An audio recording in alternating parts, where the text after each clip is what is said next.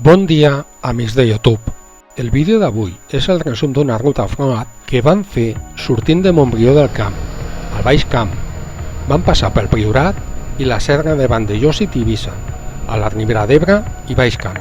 En aquesta ruta van participar Ares, amb la seva Macboard Montana XR1, Eric, amb la seva Kobe 800 Rally, Òscar, amb la seva Yamaha Tenere 700 i jo amb la Cabreta, l'Arniejo 307 Aventura Rally. Com heu vist, només sortir de Montbrió del Camp vam agafar una pista ampla de terra. Aquestes pistes per les que passarem avui, en alguna ocasió ja les he fet amb la Ragazza, la Moto Guzzi V85 TT, per lo que és accessible perfectament per maxi-trans. A la ruta combinarem pistes de terra i pedra, amb camins asfaltats i encimentats, i algun tram de carretera d'enllaç. De seguit vam arribar a l'Arboset, un petit poble que actualment és una pedania de Vilanova d'Escornalbou. Quan vam sortir del poble, en lloc d'anar directes per la carretera, vam tornar a agafar un altre camí i vam seguir anant entre finques fins a arribar a Vilanova d'Escornalbou. Ja es començaven a veure les muntanyes a les que ens dirigíem. També us comento que els vídeos que veureu a la ruta estan gravats des d'una càmera esportiva que porto al pit i el dashcam que porta Ares instal·lat a la seva Macboard Montana XR1. Quan vam arribar a Vilanova d'Escornalbou, vam anar a buscar una carretera de muntanya molt interessant. El tram pel que passarem s'anomena Camí de les Masies i correspon a la T343. Aquesta carretera ofereix moltes possibilitats i permet combinar diversos camins asfaltats per la zona i pistes de terra. Seguint per aquesta carretera, vam agafar la intersecció que ens portava a la Collada de les Masies, un bon punt per aturar-se a veure el paisatge, la plana del Baix Camp i el castell d'Escornalbou. Nosaltres vam seguir direcció a l'Argentera, per la mateixa carretera. La carretera en aquest tram passa per boscos i és una passada. Me'n recordo que la primera vegada que vaig passar per aquesta carretera va ser a la tardor-hivern. La llum, l'aigua i el bosc verd encara feia més interessant aquest tram.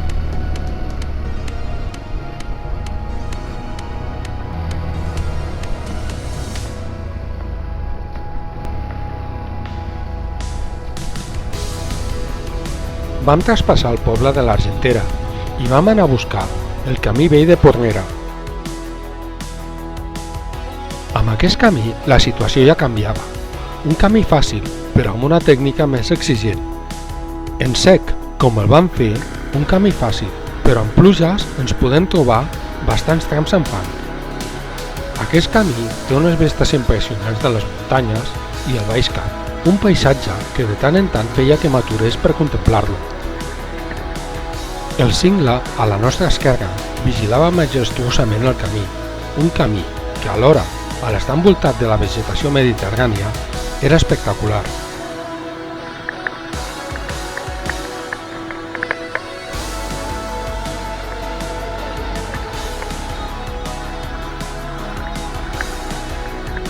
En aquest tram de camí hi ha diversos forns de calç. Aquestes antigues construccions industrials transformaven la roca per al seu aprofitament i actualment formen part del patrimoni rural i històric local.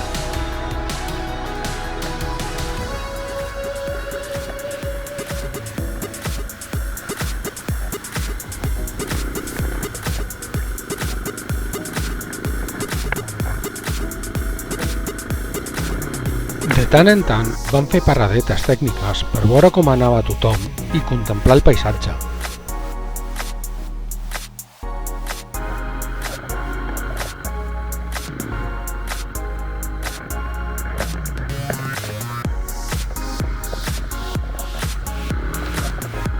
Al final d'aquest camí vam arribar al coll de la Teixeta i vam agafar un tram de la carretera N420 fins que vam agafar el camí del Falset. En aquell camí ens vam aturar al coll dels Rosegalls, ja al terme de Falset, al Priorat.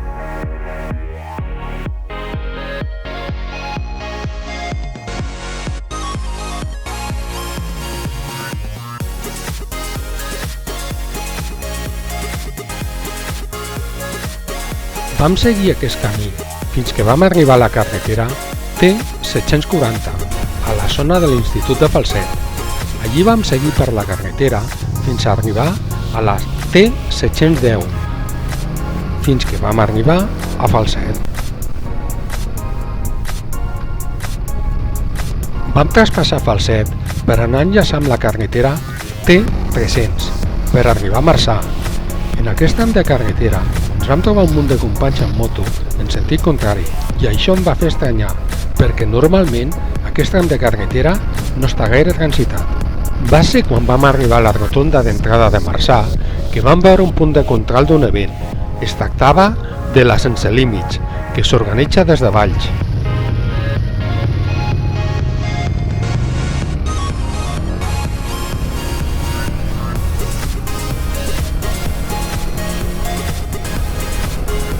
Vam decidir traspassar Marçà per anar al següent tram de camí. Marçà, donada la seva proximitat a Falset, comparteixen cooperativa i a tots dos municipis pots trobar les seves agrobotigues. El següent tram de camí que vam fer es tractava de pistes entre finques, un exemple de les pistes ràpides del Baix Priorat. Un dels indrets interessants per als que vam passar va ser quan el barranc de Marmellans traspassa juntament amb el camí per un túnel de la via del tren, la via que va de Reus a Móra.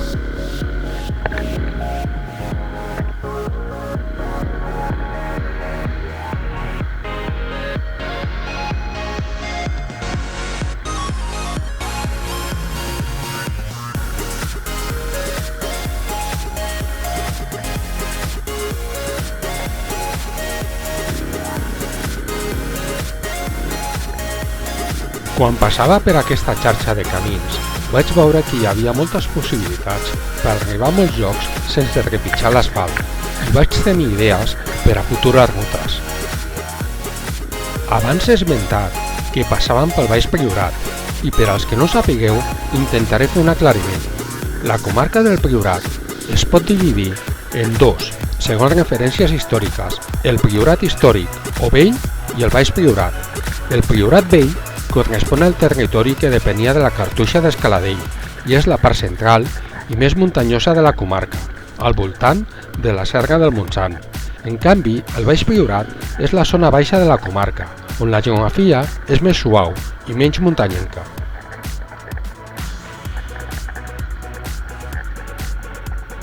Mentre passàvem pels camins, es podia disfrutar perfectament del paisatge vinícola de la zona i, a la llunyania, ja es podien veure les muntanyes a les que ens dirigíem.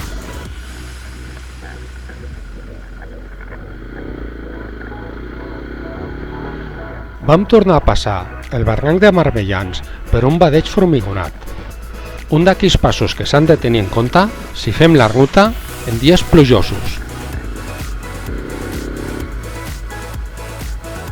I tot seguit ja vam acabar el camí i vam arribar al terme de Capçanes. Allí ens vam dirigir cap al poble, però no hi vam arribar. A baix a la dreta podeu veure com el pantà de Guiameig estava tot ple. Nosaltres vam traspassar l'espectacular pont ferroviari de la línia de Reus a Móra i tot seguit vam agafar el camí que ens porta a la font de Santa Rosalia.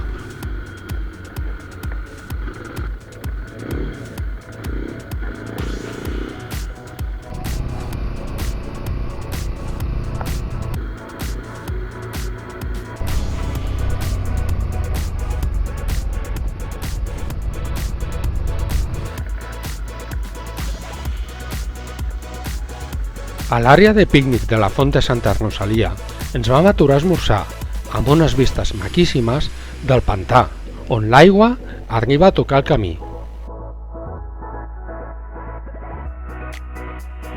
I com no, vam aprofitar per fer-nos unes fotografies dels protagonistes de la ruta. Després d'esmorzar, vam iniciar el camí per una pista que al començament es trobava asfaltada i que ens portaria a l'altre extrem del pont de la via.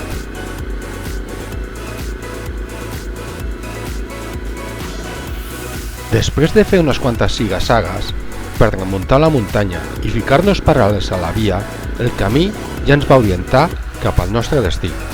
Teníem unes vistes espectaculars del pantà de Guiamets, el qual pertany a la conca hidrogràfica de l'Ebre. No ho havia dit, però en aquesta excursió provava les salses per al manillar que m'havia ficat a l'Arriejo, i aquesta adaptació m'anava perfecta. Si voleu tenir més detalls de com vaig instal·lar les salses, podeu entrar a la pestanya que us sortirà ara, o millor, quan acabi el vídeo, entrar al canal i anar al vídeo en concret. Al canal trobareu els vídeos endreçats per llistes de reproducció, segons la temàtica. Ah, i una coseta, no us oblideu clicar like al vídeo i subscriure's al canal i clicar la campaneta per rebre una notificació quan publiquem un altre vídeo. Aquí vam aminorar la marxa i gairebé ens vam aturar, perquè vam veure com estava creuant el camí una família d'ànecs. Anava, suposem, la mare i almenys 12 neguets. Llàstima que les càmeres no ho van captar. No era d'estranyar, perquè el pantà estava gairebé al costat. I vam seguir la ruta, fent-nos pensar aquesta trobada, que som nosaltres els que estem en un terreny aliè, que el camí i la circulació de vehicles passen per espais naturals, pel que sempre hem de tenir respecte per la fauna i la flora que ens puguem trobar. El camí ja tornava a ser de terra, era una pista fàcil i divertida, que es disfrutava molt amb l'Arriejo.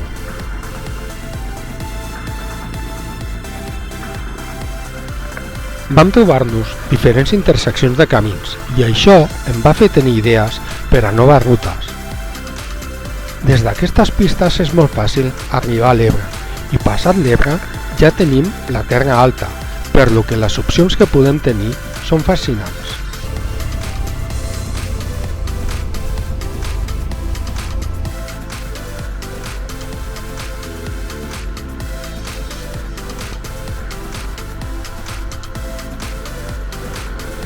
De tant en tant, havia trams de pista on l'Arriejo em demanava gas, trams de pujada i divertits. Llavors, jo m'estirava i m'esperava dalt.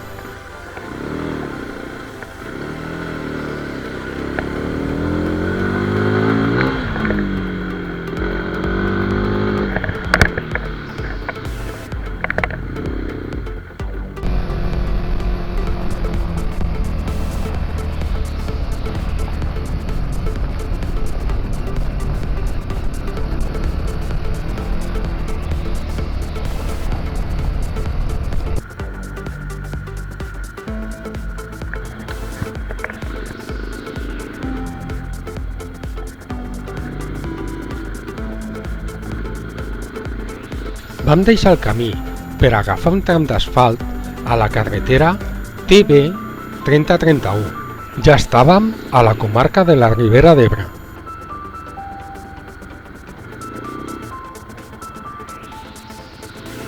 Després de zigzaguejar per una carretera bastant divertida, vam arribar al poble de la Serra d'Almos.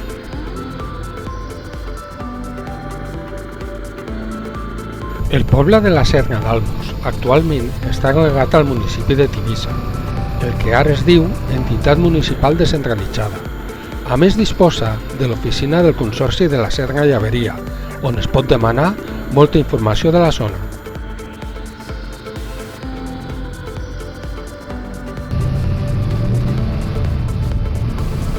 Al sortir del poble vam tornar a agafar la carretera TB 3031 i no la vam deixar fins a arribar a Tivissa.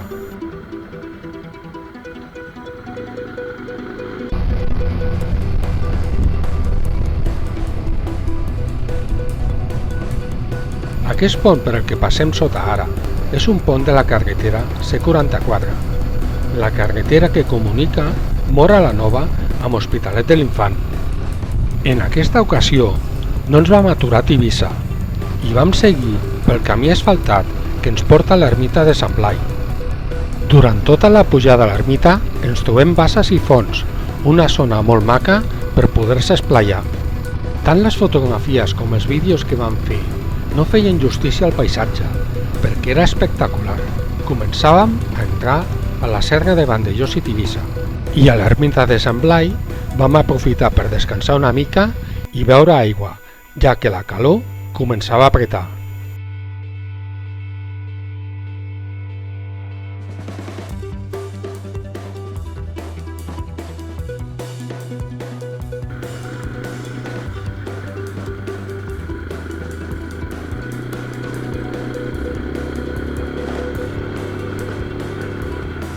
La pujada fins al Coll del Ventall va ser per un camí formigonat, fàcil i sense complicacions. Al Coll del Ventall us recomano una parada i que mireu a les 4 direccions. Les vistes espectaculars.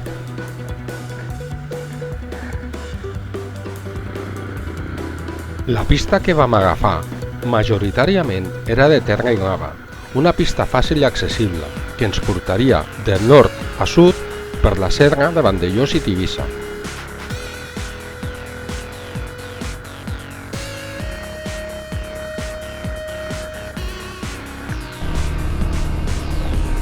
En breu vam arribar al Coll de la Llena i vam tornar a estirar les cames i veure el paisatge.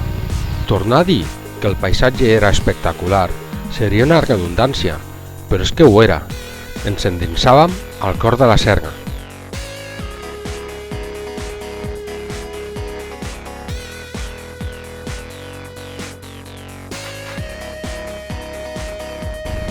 Vam seguir pel mateix camí, el camí de la Llena. Me'n recordo que en una excursió anterior em va sortir al camí un cabirol i va córrer pel camí uns quants metres fins que va trobar una sortida. Cabirols i senglars és molt probable trobar-se en aquestes muntanyes, o sigui, s'ha de tenir precaució per si ens travessen el camí.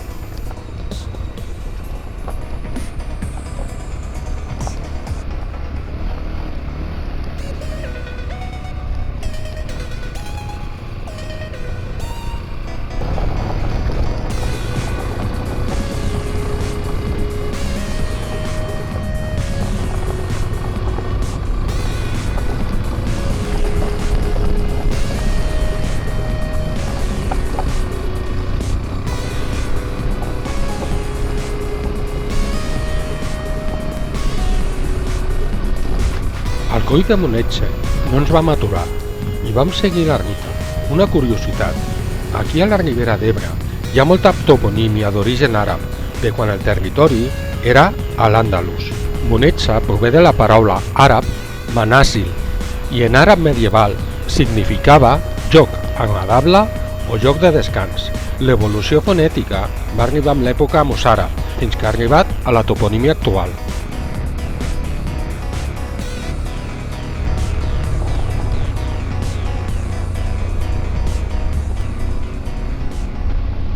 Ja podeu veure com la pista ens portava per llocs xulíssims.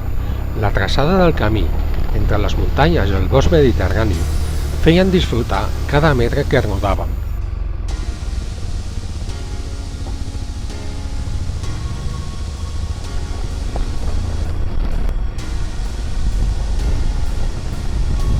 Per aquesta zona, la pista està delimitada per pastors elèctrics i de tant en tant trobarem al camí varilles plàstiques atravessant-lo. Aquestes varilles formen part de la instal·lació i estan fetes per això, per poder passar amb un vehicle. Són flexibles i cedeixen. Amb l'equipament de la moto no passa res, però anant suat amb bicicleta no sé què podria passar. I passada aquesta zona, vam arribar al camí de Gavadà, una bonica carretera de muntanya que ja ha sortit a d'altres vídeos. Aquesta carretera ofereix una alternativa molt atractiva per anar de la carretera C44 a la carretera N340A. És una carretera, com ja he dit, de muntanya, on podem trobar l'asfalt una mica trencat i brut en alguns revolts.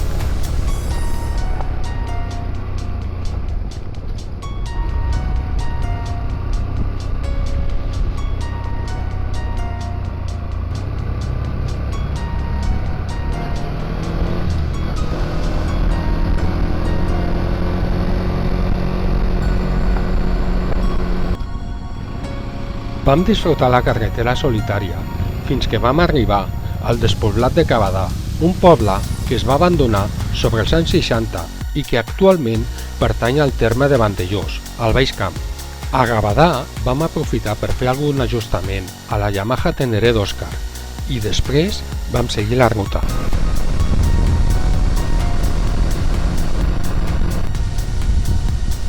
El tram d'asfalt va ser breu i de seguit vam agafar el camí de Genesies, un camí que va resultar molt interessant.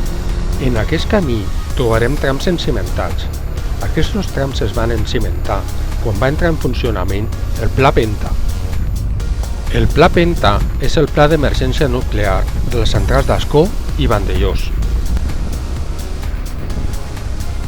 Aquest camí també ofereix moltes possibilitats i molts enllaços per a noves rutes. Respecte a la moto, la Cabreta, l'Arniello 307 Aventura Rally, anava perfecta per a aquest tipus de camí i pistes. Al ser tan lleugera, resulta molt fàcil de controlar i permet canviar de trajectòria i rectificar sense esforç, permetent un gran marge d'error que no tindria amb una trail més pesada. A mi, aquesta moto em va perfecta per a aquest tipus d'excursió. Respecte a la Magborg Montana XR Udares, estem supercontents. Una moto d'iniciació al trail, que ens ha permès fer moltes aventures. Diferents exemples els podeu tenir cercant al nostre canal de YouTube, on trobareu els nostres viatges i aventures endreçats en llistes de reproducció.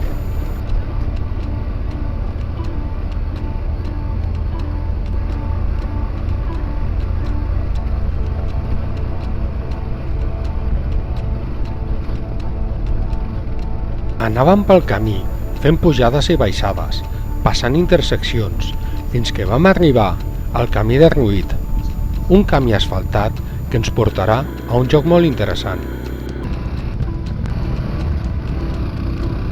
Aquest camí passava entre boscos mediterranis i camps d'avellanes. L'asfalt estava trencat i brut en algun revolt.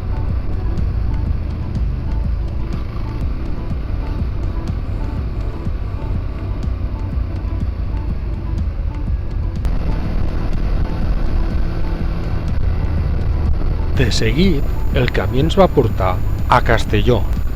El Mas de Castelló és un antic poble medieval que es va abandonar sobre els anys 50. Actualment és un barri de Vandellòs i s'accedeix per un camí asfaltat des de la carretera C44 a Masboquera, una altra pedania de Vandellòs.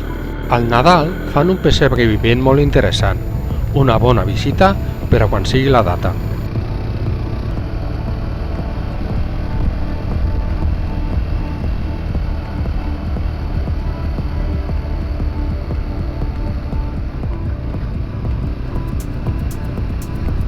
Al sortir de Castelló, vam agafar el camí amb el mateix nom, un camí de les mateixes característiques que l'anterior.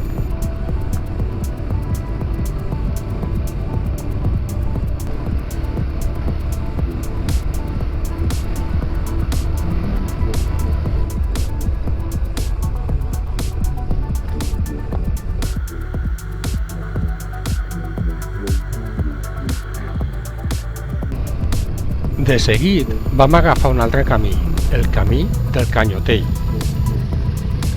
Ja estàvem al tram final de la nostra ruta, una ruta amb la que tots vam disfrutar molt.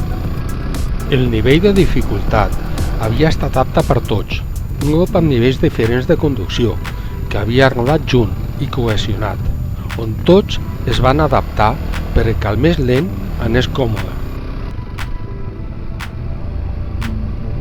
Una cosa que us anava a dir, quan acabi el vídeo us recomano que entreu a la descripció.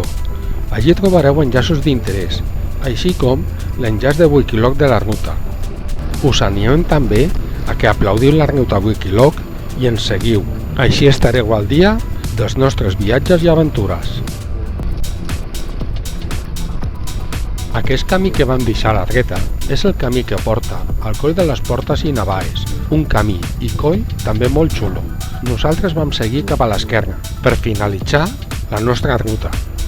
Anàvem direcció a la carretera C44, la que havíem passat per sota a l'alçada de Tivissa.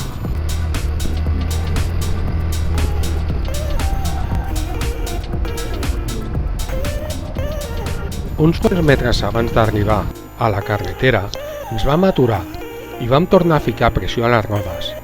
Aquí vam donar la ruta per acabada i com tots teníem diferents destins, cadascú va seguir cap a casa seva. Esperem que us hagi agradat el documental de la ruta. Cliqueu like i subscriveu-vos al canal. Ens veiem en un altre vídeo.